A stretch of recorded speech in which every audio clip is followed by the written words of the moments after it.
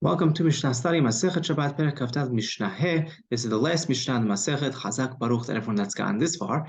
Harambam has an interesting perush, a very simple perush to this Mishnah. I think it's amazing. After reading, again, also maybe some of being with the other Perushim commentaries in mind, I'll try to do my best to just frame Harambam over here, more specifically towards the end. So firstly, Mefurin Nidarim b'Shabbat, you're allowed to go ahead and annul vows on Shabbat. If a person's wife made a neder, the husband has one day to annul that neder. If not, it stays and lasts forever. So because it's a timely issue, right? So he's allowed to go ahead and be mefer, annul that vow on Shabbat when he hears it on that day. You're allowed to go ahead and be matir a neder. You could ask the hacham. The hacham could find, ask these questions and find an out. Oh, did you really mean it? What if you thought this and this? And they found an out for a neder that someone made, but it needs to be the tzorech Shabbat. Right over here, when you're asking the hacham, it needs to be specific for something related to Shabbat. Person, I'm not going to have any, wine on neder, not to have wine on Shabbat. Wine's going to be asur to him this Shabbat, right? So that's something you go to hacham and you could find a petach, an opening to be matir. Right, but something that's not letzorech Shabbat over here that you're not allowed to do on Shabbat, you'd have to wait till afterwards. You're allowed to go ahead and plug a window on Shabbat. This we mentioned earlier that you're allowed to go ahead and do this if it's to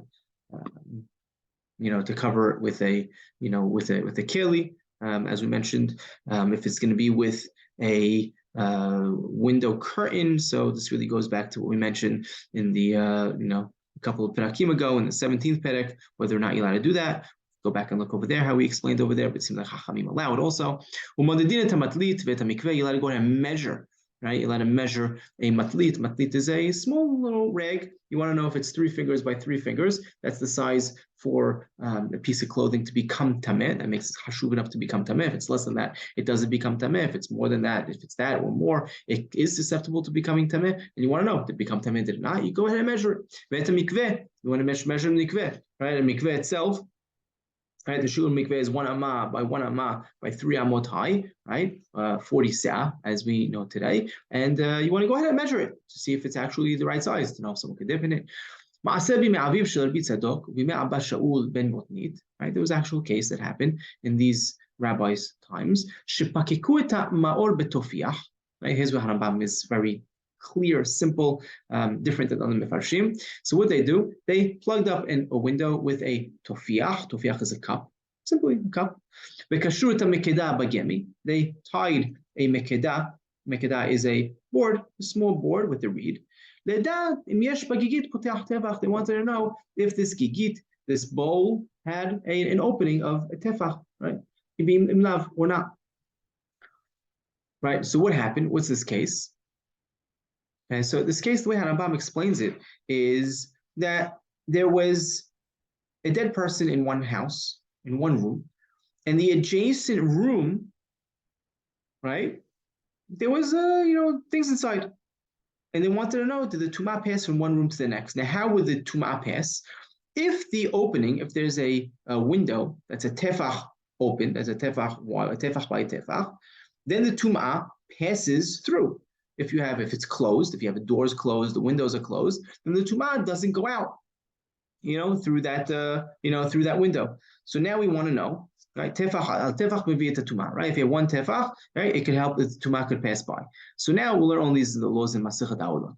Now, in between these two homes, these two rooms, there was a window. In this window was a glass ki'ara, right, this glass bowl, and it was broken, right, in the middle, and we wanted to know if that glass, within that glass bowl, if there was an opening of a tefach, because if there's an opening of a tefach, then it's a window, basically, between the two rooms, and the tumah would pass from one room to the next. So what they do, they took this board, they tied it to this reed, and they picked it up to this window to measure it to see if it's actually a tefach wide or not.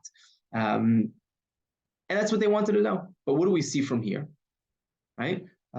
We see from here, but so that's why Rambam explains the two adjacent rooms with a window in between, a bowl in there. We wanted to know if there was an opening of a tefach wide or not. Bartinura, Rashi, everyone really explains it very differently. Explain it as two different homes. There was a basically two windows open, and on top there was this alleyway in between, and on top of the alleyway there was this barrel.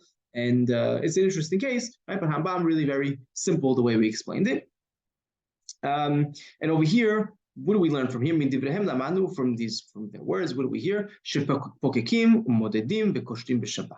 That you're allowed to go ahead and plug a window, you're allowed to be moded, you're allowed to measure, and you're allowed to kosher, and you're allowed to tie on Shabbat. Now, all these are in condition that this mididah, when you're going ahead and measuring, it's a mididah shel mitzvah.